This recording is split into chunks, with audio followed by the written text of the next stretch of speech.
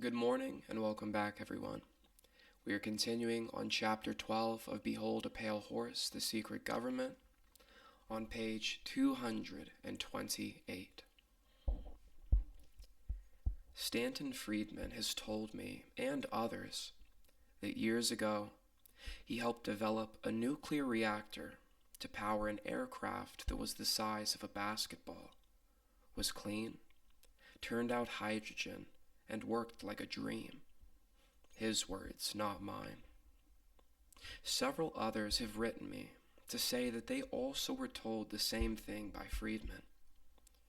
Roger Shearer is one who remembers Stanton relating to him this same story. The only fuel that could go into such an engine and produce hydrogen as a byproduct is water. And that is precisely what at least one type of alien craft uses: nuclear energy and water, according to the documentation I read while in Naval Intelligence. Is he really unwitting? I seriously doubt it. He was a member of the Moore, Shindera, and Friedman research team, and it was they who implemented the Majestic 12 contingency plan. In documents that I read between 1970 and 1973, the names of individuals were listed who had been targeted for recruitment. These documents stated that these people were to be coerced, using patriotism as a motivating force whenever possible. If necessary, financial assistance would be provided through employment with a proprietary front company or through grants. This is, coincidentally, the method by which Friedman got his $16,000 from another agent, Bruce Maccabee. We have also found that Moore has received money for research from at least 2 CIA front companies. This has been confirmed by the research of Grant Cameron. Others named on the list were cited as active intelligence agency assets. When I first presented this paper, I gave only a partial list of those named in the Naval Intelligence documents. Following are as many names as I can remember. There may be more, but these are all that I can recall at this time. Stanton Friedman, CIA. John Lear, CIA. Lear's father was named as having participated in anti-gravity research. William Moore, John Keel, Charles Berlitz, Bruce Maccabee, ONI, Office of Naval Intelligence. Linda Moulton Howe, Philip Klass, CIA. James Mosley, CIA. Mosley's father was discussed in a very complimentary matter. Virgil Armstrong, CIA, listed as Postlethwaite. Wendell Stevens, CIA. Dr. J. Allen Hynek, CIA. This is the list as I remember it. There may have been others, but I cannot recall. I know of other agents who were not on the list. You must remember that when I first wrote this paper, I thought that Bruce Maccabee might not have been recruited. But then later he proved me wrong when he gave Stanton Friedman $16,000 to investigate himself. There was a 2-word code that these people used to identify each other. The first word was a color, and the second word was a bird. The code was Gold Eagle. When Stanton Friedman first contacted me, he used the code. I pretended ignorance, but he asked me several times if I had ever seen or heard of Gold Eagle. John Lear also asked me if I had ever heard of Gold Eagle. He too was testing me. They knew that I had access to correct information and were attempting to determine if I were one of them. As George Bush would say, read my lips. I was never one of you. I will never be one of you. When I talked to Stan Deyo in Australia by phone, he told me the code given to him was Blue Falcon. Stan was a victim of mind control experimentation while a cadet at the Air Force Academy. He and over 80 other cadet mind control subjects resigned from the academy in protest. He has been on a crusade to discover the truth ever since. Stan has written 2 excellent books, The Cosmic Conspiracy and The Vindicator Scrolls. I recommend you read them both. I read that Linda Moulton Howe may be innocent of witting involvement. Linda in particular seems to have exercised extreme care in what she presented to the public. Her research is excellent. I was impressed when she confided to me that Sergeant Richard Doty of the Counterintelligence Division of the Air Force Office of Special Investigations had taken her into the intelligence office at Kirtland Air Force Base in New Mexico and showed her the exact same documents that I had seen while in the Navy. She even saw the same information on the Kennedy assassination, naming Greer as the assassin. Miss Howe is the only person in the world outside of the intelligence community who knows the truth as I know it regarding Operation Majority. She has exercised good judgment and great restraint in not revealing the contents of these documents to the public. It is for this reason that I believe that an attempt has been made to use her. Fortunately, Linda did not fall off a turnip truck, and she didn't play the game. I recommend you read her book entitled Alien Harvest. You should be able to order it from any good bookstore. I've discovered that Whitley Strieber is a CIA asset, as is Bud Hopkins. Strieber's book, Majestic, has convicted him with those of us in the know. It is the true story of the Roswell crash, taken from the confiscated diaries of James Forrestal. That is, assuming that the documents that I saw in the Navy were not a hoax. I do not believe that they were. The names of people and names of projects and operations have been changed in Strieber's book. But other than that, the information and documentation is true. The autopsy reports are exactly the same that I saw in Project Grudge 18 years ago. I have recently come into possession of an affidavit that is signed, notarized, and sworn under penalty of perjury from an MD in New York stating that the MD was recruited by a CIA agent named Bud Hopkins to help work with abductees for the CIA. The affidavit is included in the appendix. I knew that Hopkins was not right when I met him in Modesto. He cannot look me in the eyes, and anyone who cannot look me in the eyes is not right. He spent the whole time, including his speech, trying to convince people of the innocence of the abductee experience and the absence of the aliens' malevolence, which was a total crock. It was an insult to anyone who had investigated abductees.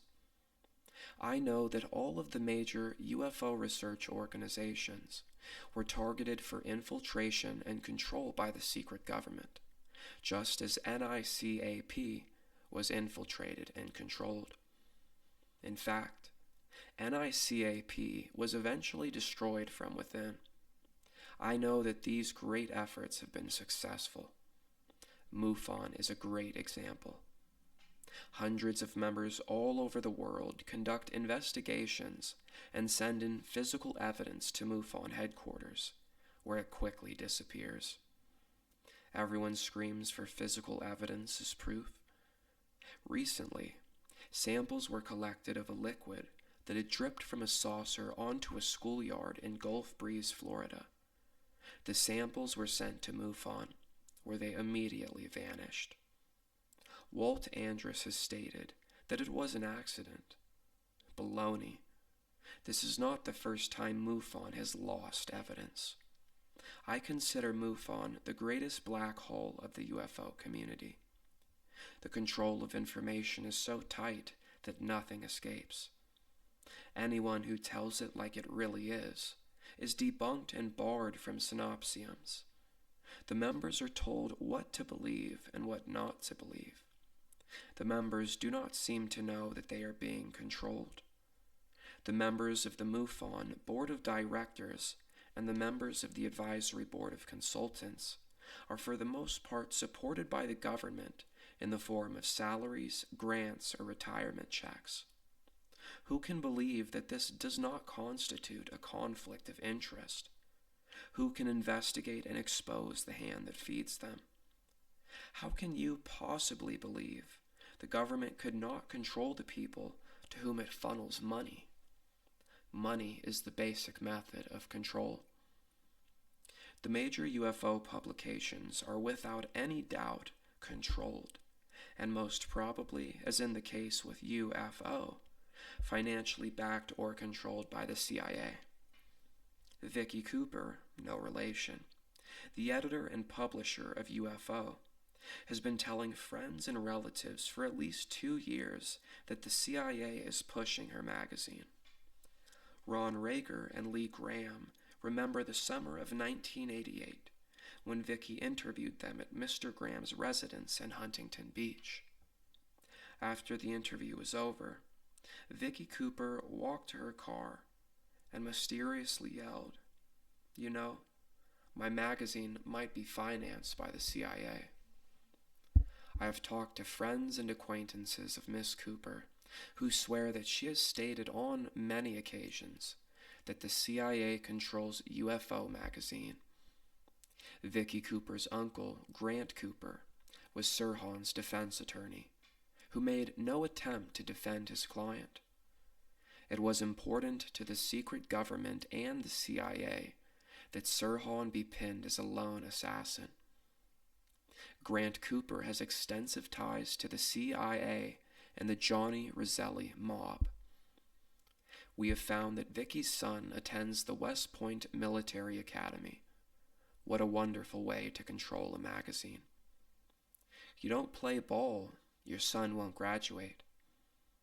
I found out that the person who found Vicky Cooper an apartment when she arrived in Los Angeles was Barry Taff, a longtime employee of the intelligence agencies, yes, plural, and a longtime protege of Dr. John Lilly and Dr. Jay West, the government's premier experts in mind control. These men have been involved in the most terrifying experimentation ever directed on total control of individuals.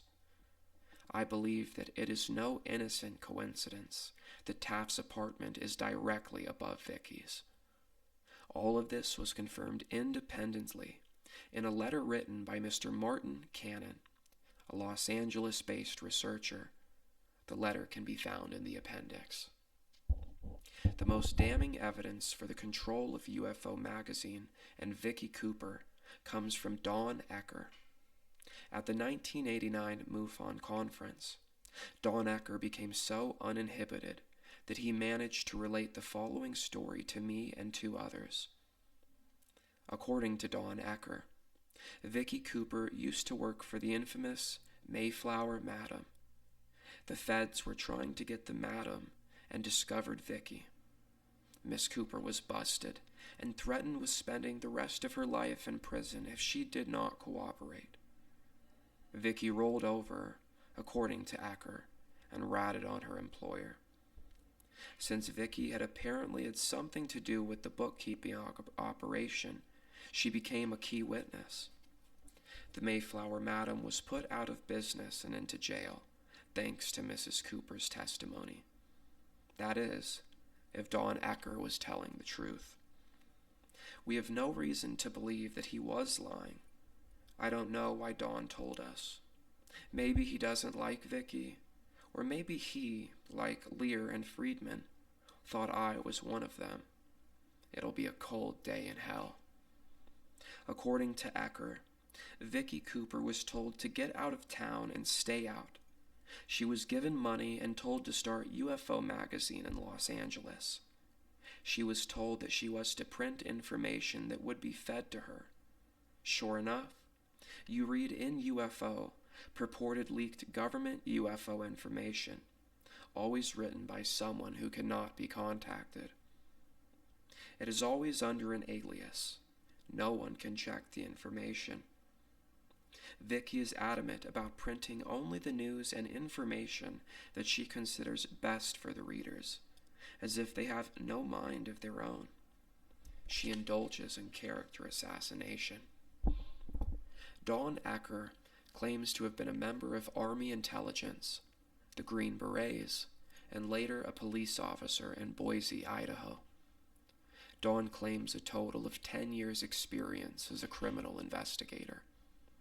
The Boise Police Department, when asked by phone, has denied any knowledge of Mr. Ecker. I have requested that Dawn furnish a copy of his Army record, but he has refused. Ecker calls himself a UFO expert and has dubbed himself, yes, you guessed it, a ufologist. He sprinkles terms like ufological around in his articles and does not even know what the hell it means. He confirms most of the information that I have divulged when he speaks to groups. He has furnished databases with a plethora of files that confirm everything that I have ever said. Ecker probably made them up himself, since they are all anonymous. He claims that aliens mutilate humans like cattle. Dawn Ecker, like Vicky Cooper, practices character assassination. According to legitimate law enforcement sources, Ecker is lying to the public. He was a guard at the Idaho State Prison from September 1981 to September 1982, when he quit to become a Canyon County Sheriff's Department narcotics deputy trainee. Donald Francis Ecker II was fired after only 6 weeks for improper conduct. Mr. Ecker returned to the Idaho State Prison, where he was employed as a guard until July 1987, when he shot off his left leg with a shotgun during a training exercise. Sources also reveal that Donald Francis Ecker II is a fugitive from justice. Authorities in Idaho hold several outstanding warrants for the arrest of Mr. Ecker. You must understand that the government is not ever going to allow any person or any group of persons to uncover the most highly classified secret in the world, if they can help it. They will always have agents controlling UFO groups, publications, and information. If aliens are not real, and the whole thing turns out to be the greatest hoax ever perpetrated, just who do you think did the perpetrating? If the underground history is correct, aliens have manipulated and or ruled the human race through various secret societies, religions, magic, witchcraft, and the occult. The Council on Foreign Relations and the Trilateral Commission are in complete control of the alien technology and are also in complete control of the nation's economy. Eisenhower was the last president to know the entire overview of the alien problem. Succeeding presidents were told only what Majesty 12 and the intelligence community wanted them to know. Believe me, it was not the truth. Majesty 12 has presented most new presidents with a picture of lost alien culture seeking to renew itself, build a home on this planet, and shower us with gifts of technology. In some cases, the president was told nothing. Each president, in turn, has swallowed the story, or no story at all, hook, line, and sinker. Meanwhile, innocent people continue to suffer at the hands of the alien and human scientists. I have been unable to determine exactly what it is they are doing. Many people are abducted and are sentenced to live with psychological and physical damage for the rest of their lives. Could this really be a CIA mind control operation? In the documents that I read, 1 in 40 humans had been implanted with devices, the purpose of which I have never discovered. The government believes that the aliens are building an army of implanted humans who can be activated and turn on us at will. You should also know that to date, we have not even begun to come close to parity with the aliens. I sent 536 copies of a petition to indict every single member of the Senate and House of Representatives on April 26, 1989. As of this date, November 23, 1990, I have received a total of only 6 replies, only 4 more than I had received in May 1989. The conclusions are inescapable. Number 1. The secret power structure may believe that by our own ignorance or by divine decree, planet Earth will self-destruct sometime in the near future. These men sincerely believe that they are doing the right thing in their attempt to save the human race. It is terribly ironic that they have been forced to take as their partner an alien race that is itself engaged in a monumental struggle for survival. Many moral and legal compromises may have been made in this joint effort. These compromises were made in error and must be corrected. Those responsible should be brought to account for their actions. I can understand the fear and urgency that must have been instrumental in the decision not to tell the public. Obviously, I disagree with that decision. Throughout history, small but powerful groups of men have consistently felt that they alone were capable of deciding the fates of millions. Throughout history, they have been wrong. This great nation owes its very existence to the principles of freedom and democracy. I believe with all my heart that the United States of America cannot and will not succeed in any effort that ignores those principles. Full disclosure to the public should be made, and we should proceed to save the human race together. Number 2. We are being manipulated by a joint human alien power structure that will result in a one-world government and the partial enslavement of the human race. This has been deemed necessary to solve the elemental question, who will speak for planet Earth? It has been decided that man is not mature enough in his evolutionary development to be trusted to interact properly with an alien race. We already have enough trouble between the different human races. So what would happen if a totally alien extraterrestrial race was introduced? Would they be lynched, spit on, or shot? Would discrimination result in nasty encounters that would doom humanity as a result of the aliens' obviously superior technology? Have our leaders decided to lock us up in the playpen? The only way to prevent this scenario from taking place is to cause an evolutionary leap in consciousness, a paradigm shift for the entire human race. I have no idea how it can be done, but I know that it desperately needs to be done. It needs to be done very quickly and very quietly. Number 3. The government has been totally deceived, and we are being manipulated by an alien power, which will result in the total enslavement and/or destruction of the human race. We must use any and every means available to prevent this from happening. Number 4. If none of the above are true, something else may be happening that is beyond our ability to understand at this moment. We must force disclosure of all the facts, discover the truth, and act on it. The situation in which we find ourselves is due to our own actions or inactions over the last 44 years. Because it is our own fault, we are the only ones who can change future events. Education seems to me to be a major part of the solution. The remaining part is the abolition of secrecy. Number 5. There is always the possibility that I was used, that the whole alien scenario is the greatest hoax in history, designed to create an alien enemy from outer space in order to expedite the formation of a one-world government. I have found evidence that this could be true. I have included that evidence in the appendix. I advise you to consider this scenario as being probable. Through ignorance or misplaced trust, we as a people have abdicated our role as the watchdog of our government. Our government was founded of the people, for the people, by the people.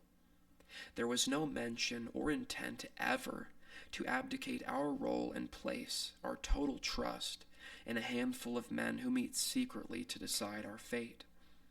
In fact, the structure of our government was designed to prevent that from ever happening.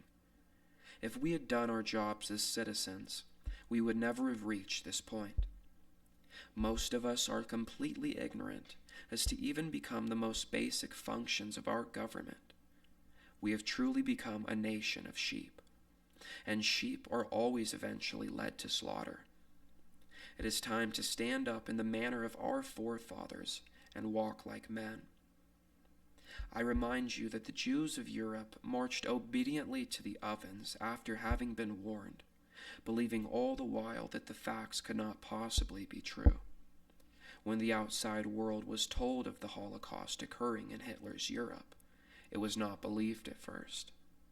You must understand that, real or not, the purported presence of aliens have been used to neutralize certain widely different segments of the population.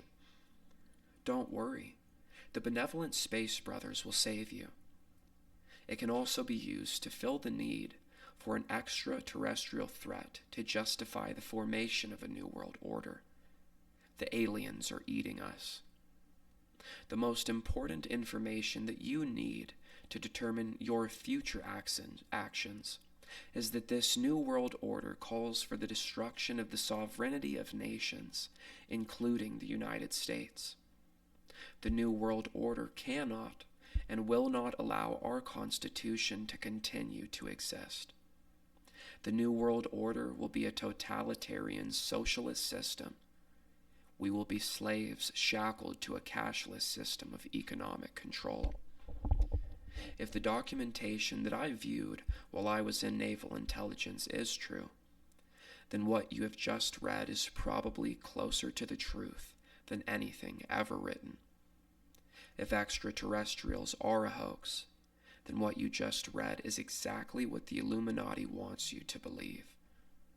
I can assure you, beyond any shadow of a doubt, that even if aliens are not real, the technology is real. Anti-gravity craft exists, and human pilots fly them. I and millions of others have seen them. They are metal. They are machines. They come in different shapes and sizes, and they are obviously intelligently guided. And a quote by Ronald Reagan to Mikhail Gorbachev. If suddenly there was a threat to this world from some other species from another planet, we would forget all the little local differences that we have between our two countries, and we would find out once and for all that we really are all human beings on this earth.